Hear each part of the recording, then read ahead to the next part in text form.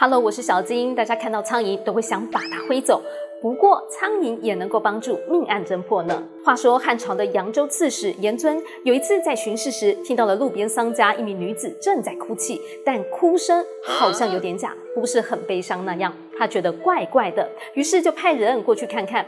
后来属下查探后来回报，原来是女子家中失火，她的丈夫被火烧死了。只是现场唯一比较诡异的是，有一堆苍蝇聚集在女子丈夫的头部啊。看到这，你有觉得哪里怪怪的吗？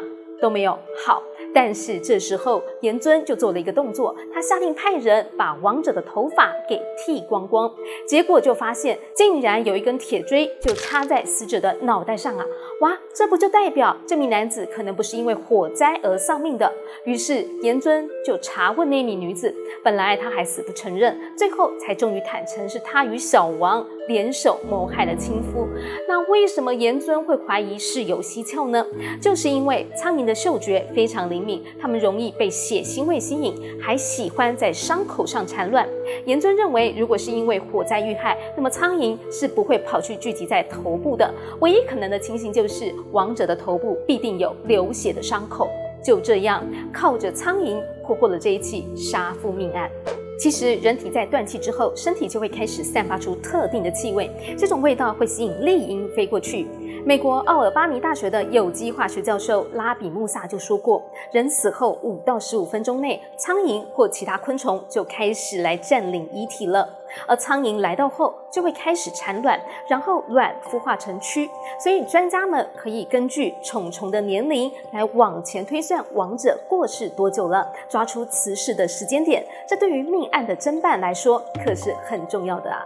就来看看这个案例，英国有一名巴基斯坦裔的女孩莎菲利亚，在2003年9月11号突然不见踪影，1个星期都没去上课，她的老师赶紧报案。她的父母当时还曾经登上媒体，声称他们夫妇跟女儿的失踪无关，并且悬赏5000英镑，希望大家帮忙找女儿。一直到6个月后，2004年2月，在坎布里亚郡肯特河旁发现了一具女性遗体。当时根据了牙医治疗的记录，还有身上的首饰，确认了这就是莎菲利亚。但因为腐化严重，病理学家也无法判定死因，还有死亡多久了。这时警方也找来了法医昆虫学家阿莫雷特来协助调查。阿莫雷特研究了遗体上和现场的蛆虫，根据了成长情况与生命周期时代去回推莎菲利亚身亡的时间点。阿莫雷特发现，莎菲利亚其实是在失踪后很快就过世了，也就是说，6个月前，2003年夏天结束时，莎菲利亚就已经躺在这了。这等于是推翻了莎菲利亚的父母曾说女儿可能是跟男朋友私奔或跟朋友离家出走，也应该还活着的说法，更让人怀疑父母亲对案情刻意有所保留隐瞒。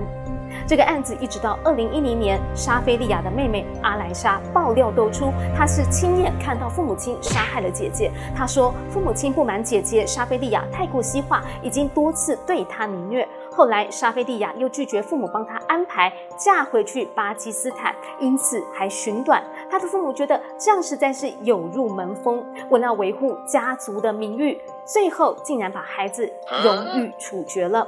莎菲利亚的父母亲最后是因为谋杀罪成立，被判处终身监禁。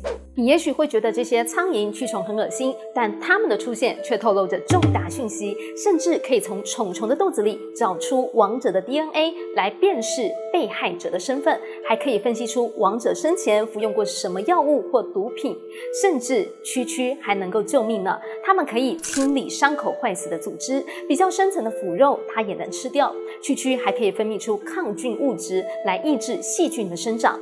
其实在第1次世界大战的时候，蛆就被利用来帮助受伤的士兵做清创。